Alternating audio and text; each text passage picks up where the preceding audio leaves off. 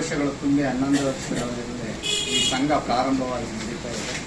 ಈ ಬರಗೂರು ಗ್ರಾಮದ ಜನತೆಯ ಸಹಕಾರದಿಂದ, ಸದಸ್ಯರ ಸಹಕಾರದಿಂದ, ಈ ಸುತ್ತಮುತ್ತಲಿನ ಗ್ರಾಹಕರ ಸಹಕಾರದಿಂದ, ಗ್ರಾಮೀಣ ಪ್ರದೇಶದ ರೈತಾಪಿ ವರ್ಗದ ಸಹಕಾರದಿಂದ ಇವತ್ತು ಒಂದು ಸಭೆಯನ್ನು, ಗ್ರಾಹಕರ ಸಭೆಯನ್ನು ಕರೆಯೋಕ್ಕೆ ಏರ್ಪಾಟಾಗಿತ್ತು. ನಮ್ಮ ಅಧ್ಯಕ್ಷರು, ಆಡಳಿತ ಮಂಡಳಿ ಸೂಚನೆ ಮೇರೆಗೆ ಎಲ್ಲ ನಮ್ಮ ಖರ್ಚು ವೆಚ್ಚ ಕಳೆದು ಈ ವರ್ಷದ ಲಾಭಾಂಶ 65 ಲಕ್ಷನ ನಾವು ಗುರಿ ಮುಟ್ಟಿರೋದು ಎಲ್ಲರ ಒಂದು ಸಹಕಾರದಿಂದ, ಈ ಒಂದು ಸಹಾಯದಿಂದ ನಿಮ್ದು ಆಗಿರ್ತಕ್ಕಂಥದ್ದಂತ ನಾವು ಹೆಮ್ಮೆಯಿಂದ ಹೇಳ್ಕೊಳಕ್ಕೆ ನಾವು ಇಷ್ಟಪಡ್ತೀವಿ.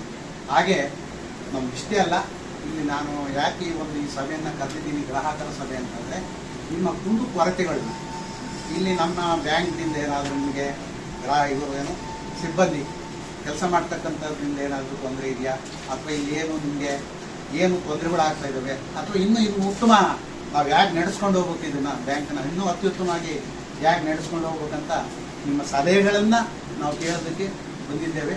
ಆದ್ದರಿಂದ ದಯವಿಟ್ಟು ನಿಮ್ಮ ಕುಂದು ಕೊರತೆಗಳನ್ನು, ಸಲಹೆಗಳನ್ನು ತಾವು ನೀಡಬೇಕು ಅಂತಂದ್ಬಿಟ್ಟು ಉದ್ದೇಶ ಏನಪ್ಪ ಅಂತಂದರೆ, ನೀವೆಲ್ಲ ರೀತಿ ಸಹಕಾರ ಮಾಡಿದ್ದರಿಂದ 8/8 ನಮ್ಮ 2014ರಲ್ಲಿ ನಾವು ಅವತ್ತು ಇಲ್ಲಿ ಬ್ಯಾಂಕ್ ಸ್ಥಾಪನೆ ಮಾಡಿದ್ವಿ. ಬ್ಯಾಂಕು ಎಲ್ಲಿ ಬಾಡಿಗೆ ರೂಮ್ನಲ್ಲಿ ನಿಮಗೆಲ್ಲ ಗೊತ್ತಿರ್ತಕ್ಕಂಥ ವಿಚಾರ.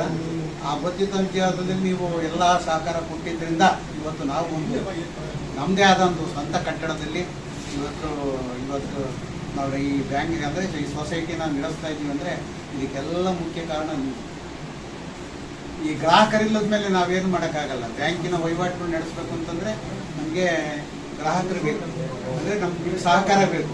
ನಿಮ್ಮ ಸಹಕಾರ, ಅದನ್ನೇ ಸಹಕಾರ ಬ್ಯಾಂಕ್ ಅಂತ ಹೇಳೋದು. ಗ್ರಾಮೀಣ ಪ್ರದೇಶದಲ್ಲೂ ಸಹ ನಮ್ಮ ಸಂಸ್ಥೆ ಪ್ರಾರಂಭವಾದ ಮೇಲೆ ಜನಸಾಮಾನ್ಯರಿಗೆ 1 ಲಕ್ಷದಿಂದ 2 ಲಕ್ಷ, ಆ ಸಣ್ಣ ಪ್ರಮಾಣದಿಂದ ದೊಡ್ಡ ಪ್ರಮಾಣದಲ್ಲೂ ಸಹ ಸಾಲಗಳನ್ನು ಸಹ ವಿತರಣೆ ಮಾಡಿದ್ದೀವಿ.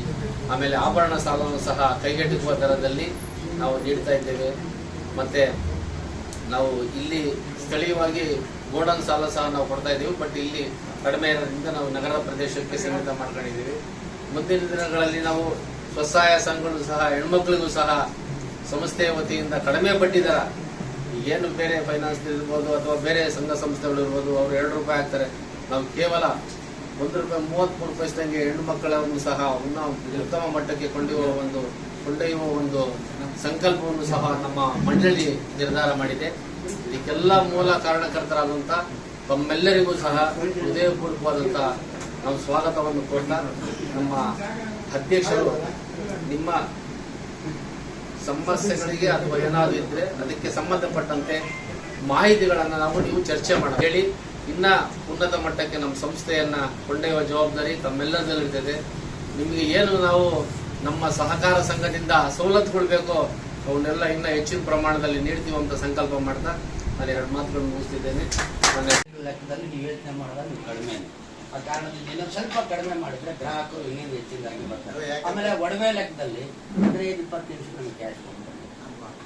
ಇದು ವೆರಿ ಇಂಪಾರ್ಟೆಂಟ್. ಈಗ ನಾವೊಂದು ಪಾಸ್ಪೋರ್ಟ್ ತಗೊಂಡೋಗಿ ನಾವು ಕೆನರಾ ಬ್ಯಾಂಕಲ್ಲಿ ಸರ್ 1 ದಿನ ಆಗುತ್ತೆ, 1 ದಿನ ಪಾಸ್ಪೋರ್ಟ್ ಕೊಡಬೇಕು, 5 ಗಂಟೆವರೆಗೂ ಕ್ಯಾಶ್ ಕಾಯಬೇಕು. ಬಟ್ ಹಿಂಗಾಗಲ್ಲ. ಬಟ್ ದಾಸಪ್ಪನ ಸಂಸ್ಥೆ ಕ್ಯಾಶ್ ರೆಡಿ ಇರುತ್ತೆ, ಮ್ಯಾನೇಜರ್ ರೆಡಿ ಇರ್ತಾರೆ. 15 ನಿಮಿಷ ಕ್ಯಾಶ್ ತಗೊಂಡು ನಾನು ಅತಿ ಕ್ರಾಸ್ಗೆ ಹೋಗ್ಬೋದು. ಇಂಥ ಸಂದರ್ಭಗಳು ಈ ಬ್ಯಾಂಕಿಂದ ಸಿಕ್ಕಿದೆ. ಯಾಕಂದರೆ ಒಬ್ಬ ಸರಳ ಸಜ್ಜನಿಕೆ ವ್ಯಕ್ತಿ, ಒಬ್ಬ ಕಾಲ್ಗುಣದ ಒಬ್ಬ ದಾಸಪ್ಪನವರಿಂದ ಏನು ಸರ್ ತಾಲ್ಲೂಕು ಲೆವೆಲಲ್ಲಿ ಏನು ಹೆಸರು ಮಾಡಿದ್ದಾರೆ. ಅಧ್ಯಕ್ಷರುಗಳು ಭಾಳ ಜನ ಬಂದು ಅದ್ರ ಮಂಜುನಾಥ್ ಸರ್. ಆ ಕಾರಣದಿಂದ ನೀವುಗಳು ಈ ಕಡೆ ಹೆಚ್ಚಿನದಾಗಿ ಗಮನ ಕೊಡಿ, ಗ್ರಾಹಕರಿಗೆ ಹೆಚ್ಚಿನದಾಗಿ ಬಂದು ಹೋಗಂತ ಅವಕಾಶ ಮಾಡಿ. ಸಾಲಕ್ಕೆ 108 ಲೀಗಲ್ ಕೇಳಕ್ಕೆ ಹೋಗ್ಬಿಡಿ, ಅದರಲ್ಲೂ ಸ್ವಲ್ಪ ನಾವು ಸಹಕಾರದ ಸಂಘದ ಒಂದು ನಿಯಮಗಳನ್ನ ಮೀರಿ ನಡೆಯಕ್ಕಾಗಲ್ಲ. ಕೆಲವೊಂದರಲ್ಲಿ ಆಸ್ತಿ ಅಡುಗೆಗಳು ಹೊಂದ್ಕೊಂಡಿರೋದೇ ಬರೋದು. ನಾನು ಹೇಳತ್ತೀನಿ, ಸಹಕಾರ ಸಂಘದ ರೂಲ್ಸ್ನ ನಾವು ಓವರ್ಲುಕ್ ಮಾಡಿ ನಿಮ್ಗೆ ಏನು ಮಾಡಲ್ಲ, ಅದನ್ನ ಬಿಟ್ಟು ಬರಕ್ ಹೋಗ್ಬೇಡಿ. ಅದರಲ್ಲೂ ಸ್ವಲ್ಪ ತಿದ್ದುಪಡಿ ಏನಾದ್ರು ಇದ್ರೆ ಅದನ್ನ 65 ಲಕ್ಷ ಬಂದಿರೋದು ತುಂಬಾ ಒಂದು ಹರ್ಷದಾಯಕ ವಿಚಾರ.